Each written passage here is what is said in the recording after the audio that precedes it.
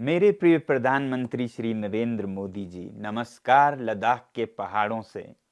यूं तो मैं समय समय पर आपसे लद्दाख की मन की बात सुनाने के लिए आता रहा हूं।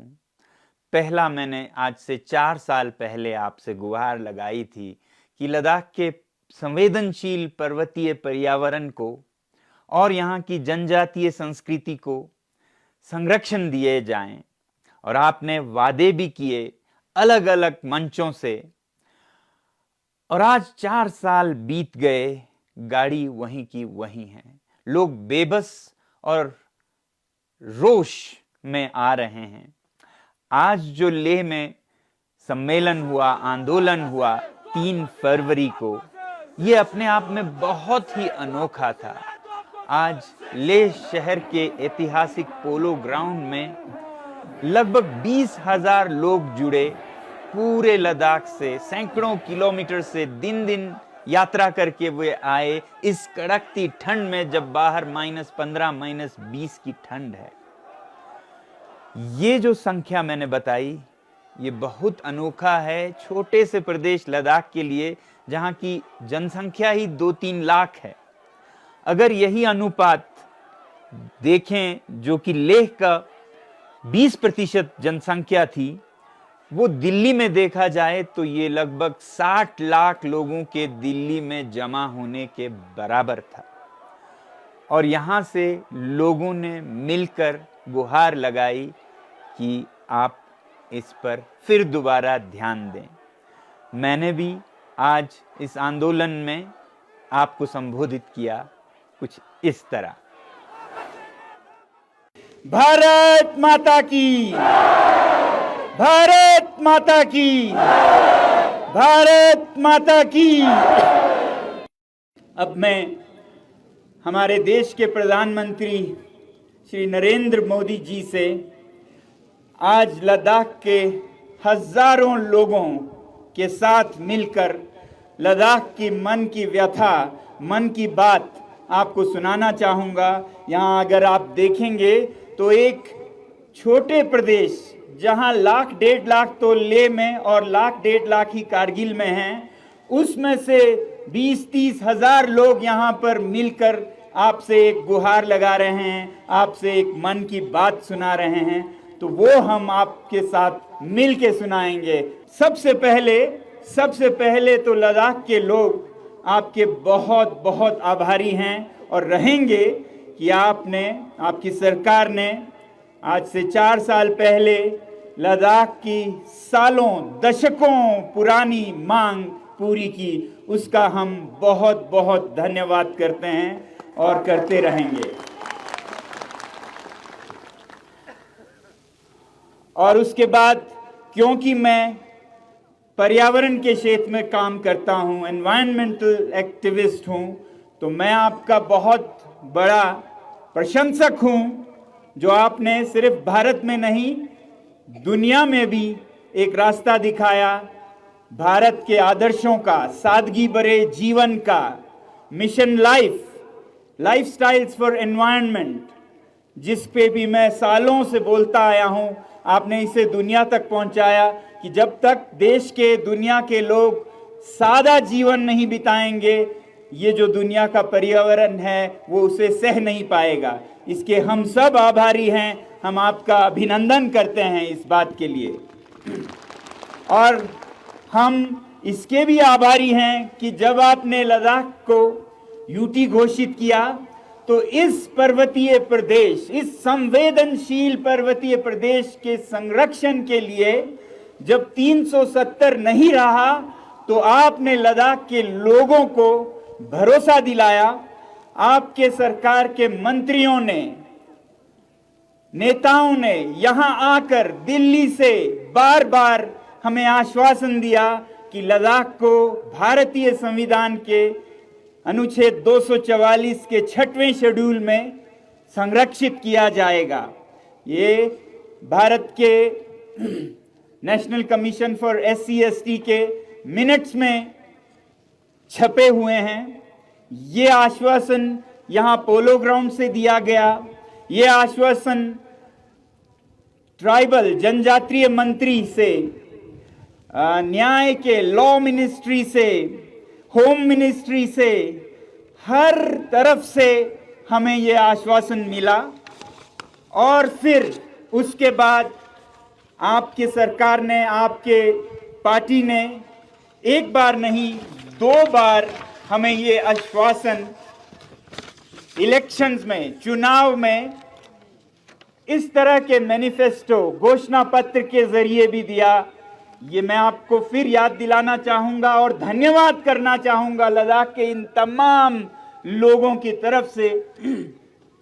आपने संसदीय चुनाव में नंबर 1, नंबर 2, नंबर 3 पर रखा है declaration of Ladakh under 6 schedule of Indian constitution, tribal area declaration. ये पार्लियामेंट्री इलेक्शन में आश्वासन दिया गया था 2019 में। और फिर 2020 में जब लद्दाख के लेह जिले में यहाँ का सबसे प्रतिष्ठित चुनाव हुआ पर्वतीय काउंसिल का, हिल काउंसिल का, तो फिर पहले नंबर पर इस मैनिफेस्टो में यही मुद्दा है, constitutional safeguard for Ladakh under 6 schedule of Indian constitution. तो ये आपने हमारे साथ वादे किए, आश्वासन दिए, इन सब का हम फिर धन्यवाद कहना चाहते हैं, क्योंकि हम सोचते हैं कि देर हुई है 3-4 सालों का, मगर अंधेर नहीं है, हमारा ये यकीन है। तो हमारा यकीन ये है कि जब आपने ये आश्वासन दिए तो आप इसे देर सवेर पूरा जरूर करेंगे। मगर दुख के साथ ये कहना पड़ रहा है कि इन घोषणाओं के बाद एक सन्नाटा सा छा गया कुछ महीनों के लिए, फिर 1 साल के लिए, फिर नकारात्मक संकेत मिलने लगे कि ये नहीं मिलने वाला है। फिर यहाँ लेह में तो जो 6 शेड्यूल शब्द को उच्चारण करे उन पर ज्यादतियां होने लगे, बच्चों को पकड़ा जाने लगा। और हमने सोचा कि शायद जिन नेताओं पर हमारा इतना भरोसा था वो नहीं रहा। फिर हाल के महीनों में हमें ये पता चला कि ऐसा भी नहीं है। केंद्र सरकार में केंद्र के नेता, मंत्री, गृह मंत्री सब लद्दाख के हितैषी हैं, भला चाहते हैं, देना चाहते हैं। हमें फिर ये पर्दा जो हमारे बीच में केंद्र के साथ आ गया था, वो पर्दा फाश होते हुए नजर आया और पता ये चलने लगा कि कुछ औद्योगिक गुट, इंडस्ट्रियल लॉबीज जैसे माइनिंग, खनन, जिनको लद्दाख के ये वादियों में, पहाड़ों में, पर्वतों में पैसा दिखता है, जो कल की नहीं सोचते, आज की लूट मचाने में लगे हैं। हिमाचल में, उत्तरांचल में, पूरे हिमालय में, जिसका खामियाजा यहाँ के लोग हिमालय में भुगत रहे हैं। आप देख रहे हैं हिमाचल प्रदेश में क्या हो रहा है। ये अंधाधुंध विकास के नाम पर जो उद्योग का तांता लगा हुआ है, यही आप उत्तराखंड में देख रहे हैं। अब लद्दाख के दरवाजे पे दस्तक देने जैसे ही यूटी घोषणा हुई तो ऐसे घरानों ने, ऐसे गुटों ने, लॉबीज ने यहाँ अपना सर्वेक्षण करना शुरू किया। और हमारे जो नेता हमारी आवाज को ले जाने के लिए चुने गए थे लद्दाख से, वो हमसे ज्यादा उनके असर में आए और उनके साथ मिलकर वो लद्दाख को बेचने लगे, खरीद फरोख्त करने लगे। और वो आप तक ये संदेश देने लगे कि ये संरक्षण यहाँ किसी को नहीं चाहिए। ये संरक्षण, ये 6 शेड्यूल, ये 2-4 लोगों की, कुछ पॉलिटिकल पार्टीज, कुछ ऑपोजिशन की मांग है, इस पे आप ध्यान नहीं दीजिएगा, ये रखिएगा। क्योंकि उन्हें पता था कि अगर लद्दाख पर 6 शेड्यूल आ जाए तो फिर ये उद्योग मनमानी नहीं कर पाएंगे, खिलवाड़ नहीं कर पाएंगे, तोड़ मरोड़ जो पर्वतों का हुआ है हर जगह, वो सब यहाँ नहीं हो पाएगा। लद्दाख बचा रहेगा। और वो ये नहीं चाहते थे, तो ये गलत संकेत देने लगे। तो जब उन्होंने ये कहा कि ये कुछ ही लोगों की मांग है, तब लद्दाख के लोगों ने आपको जवाब संदेश देने के लिए, अपने पैरों से वोट देने के लिए आज यहां पर हजारों, दसियों हजारों में लोग जमा होकर इस ठंड में ये जताने के लिए आए हैं कि हम सब इस मांग के साथ हैं। आप इस बहकावे में ना आए जो कुछ मतलबी लोग, वेस्टेड इंटरेस्ट आप तक पहुंचा रहे हैं। हमें उम्मीद है कि आप इनकी आवाज सुनेंगे। 6 शेड्यूल, 6 शेड्यूल, 6 शेड्यूल। भारत माता की, भारत माता की, भारत माता की। तो ये जो मसला है लद्दाख के संरक्षण का, अब ये सिर्फ संरक्षण की, पर्यावरण की भी बात नहीं रही, अब ये एक सच्चाई की लड़ाई भी बन गई है। भारत में हर चीज पर्याप्त है, बहुत है, किसी चीज की कमी नहीं है। कोयला है, तेल है, लोहा है, हर चीज है, मगर आज जो सबसे कम पड़ रहा है वो है भरोसा, ट्रस्ट। भरोसे की कमी, डेफिसिट ऑफ ट्रस्ट भारत बहुत बड़े स्तर पर दो चार है इससे। और ऐसे में ये एक बहुत बड़ा उदाहरण बनेगा आपके तरफ से कि जो वादा किया है वो निभाना पड़ेगा। जो निभाएंगे नहीं वो वादा करेंगे नहीं, ऐसी हमारी उम्मीद है ऐसे सरकार से, ऐसे नेताओं से जो कि ईमान के नाम पर ही सत्ता में आए।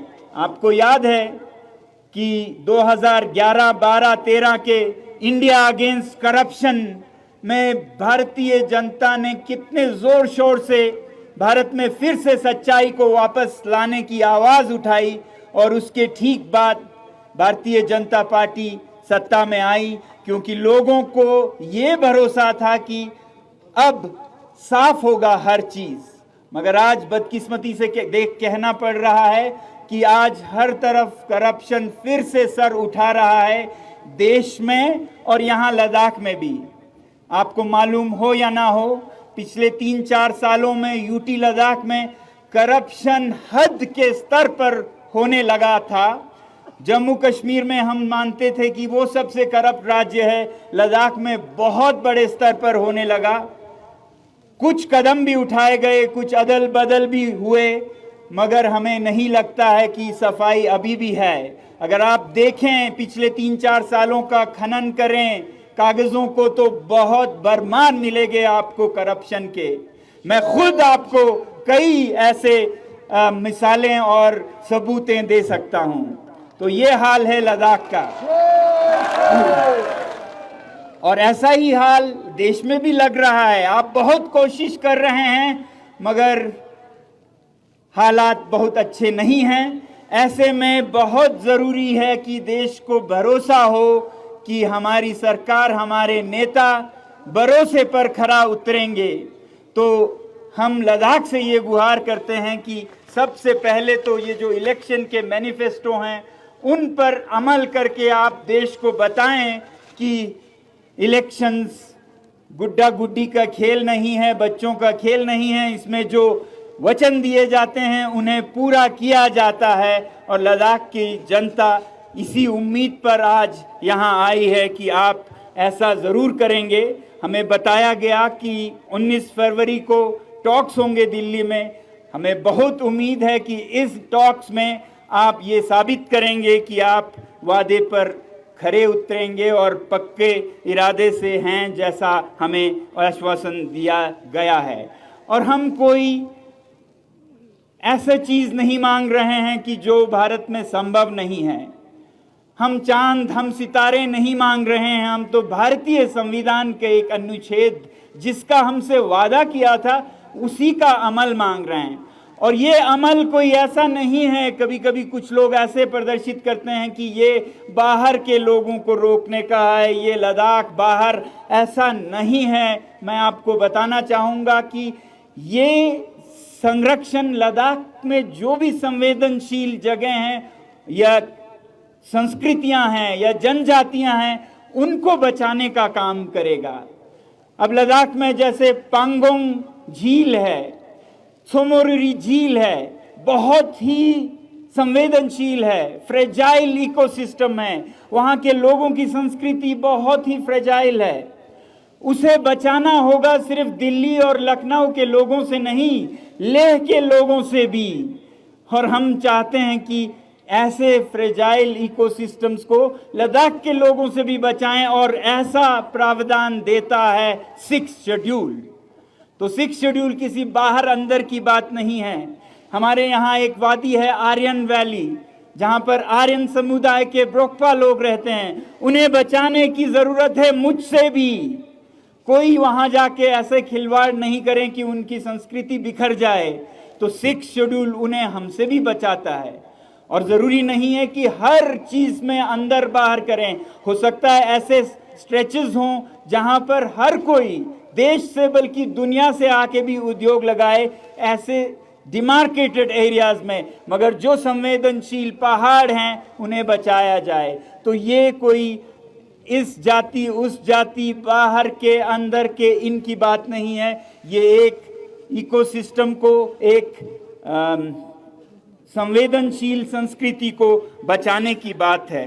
तो हम आपसे यही उम्मीद करेंगे आखिर में कि इन सब बातों को ध्यान में रखते हुए, जो कि ध्यान में पहले से ही रखा गया था, इसीलिए ये वादे हुए थे लद्दाख के लोगों के साथ, आप जल्द ही जल्द न सिर्फ लद्दाख को बल्कि पूरे भारत को ये फिर एक भरोसा, एक आश्वासन, एक उम्मीद जगाएंगे कि देश में अभी भी वचन, सच्चाई जिंदा है।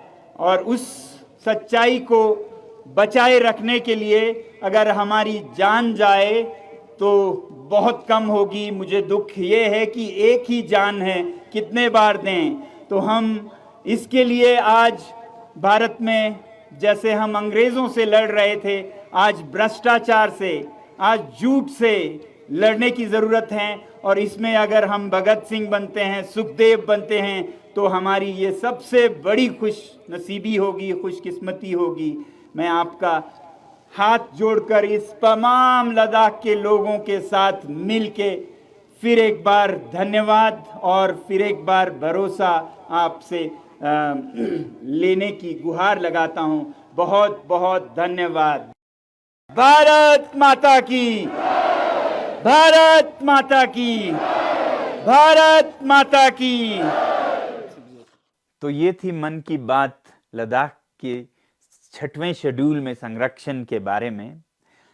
और एक बहुत ही ज़रूरी मुद्दा था जिसका मैंने लद्दाखी में वर्णन किया, उसे मैं हिंदी में आपको बताऊं।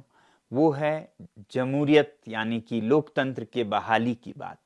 अब जम्मू कश्मीर में तो स्टेटहुड बहाल हो रहा है, यहाँ लद्दाख को यूटी विदाउट लेजिस्लेशन रखा रहेगा ऐसा कहा जा रहा है, जो कि बहुत ही दुख की बात है।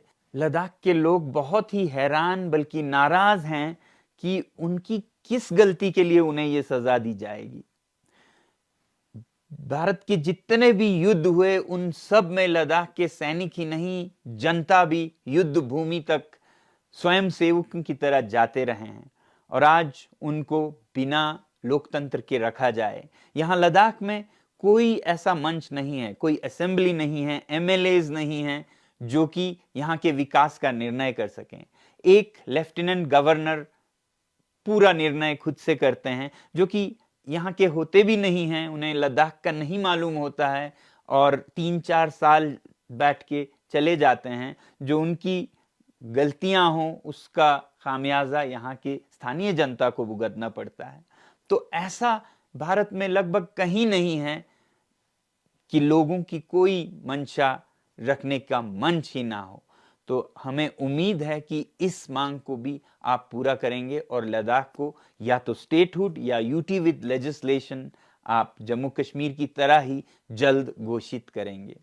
इन्हीं मांगों के लिए आज के दिन से फरवरी 3 से यहाँ बहुत से लोग अनशन पर बैठने वाले थे, जिनमें मैं 21 दिन के अनशन पर बैठने वाला था, मगर हमें बताया गया कि सरकार से, गृह मंत्रालय से 19 फरवरी को बातचीत के लिए हमारे नेताओं को बुलाया गया है। मगर अगर पिछले बातचीत देखें तो उनमें कोई प्रगति नहीं हुई, सारे बातचीत विफल ही रहे अभी तक। तो उम्मीद हम अब भी करते हैं कि 19 को कुछ नए नतीजे निकलें, नहीं तो आज लद्दाख के जो सबसे वरिष्ठ, सबसे सम्मानित नेता हैं, लद्दाख के राष्ट्रपिता थुप्स्तान छेवांग जी, उन्होंने इस मंच से ये घोषणा की कि अगर 19 के बाद विफल रहा तो वो खुद आमरण अनशन पे रहेंगे।